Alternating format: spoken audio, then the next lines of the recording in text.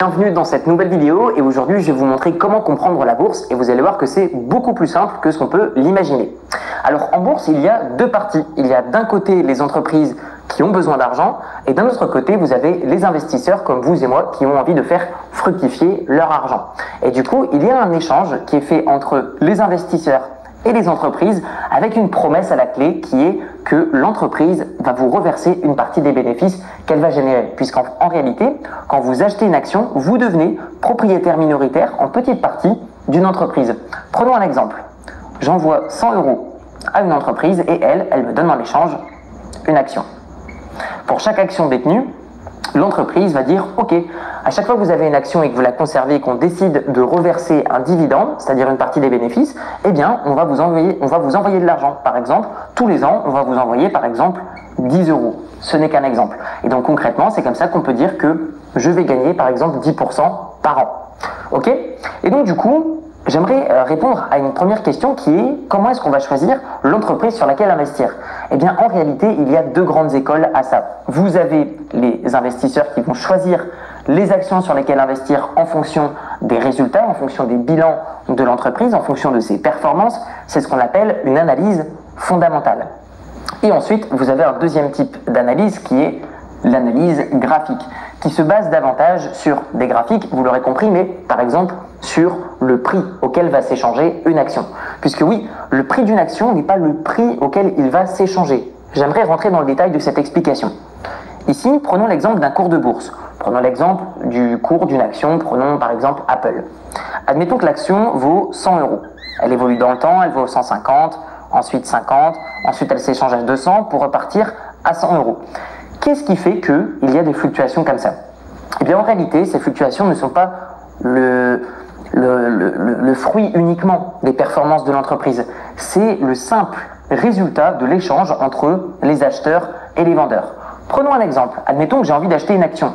Plutôt que de l'acheter à l'entreprise directement 100 €, eh bien je vais trouver un vendeur ici qui lui va me donner son action, mais lui il la vend que 90 €.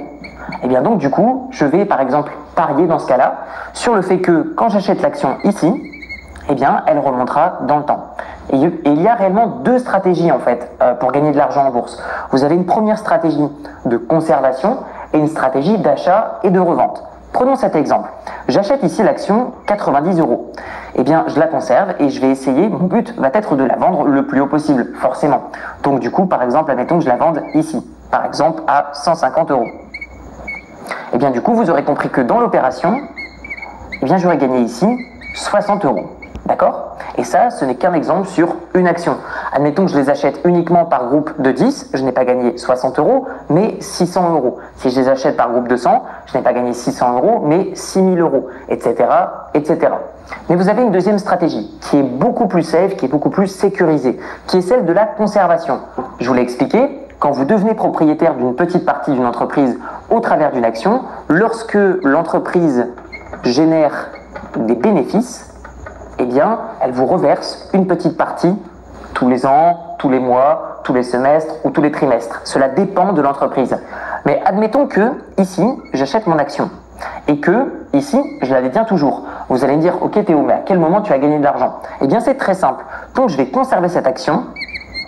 Admettons que l'entreprise me reverse des dividendes tous les 2 mois, eh bien il est possible que si tous les ans je retouche ces 10 €, eh bien mettons qu'ici je vais toucher 2,50 €, 2,50 €, 2,50 €, 2,50 € sur l'année par exemple.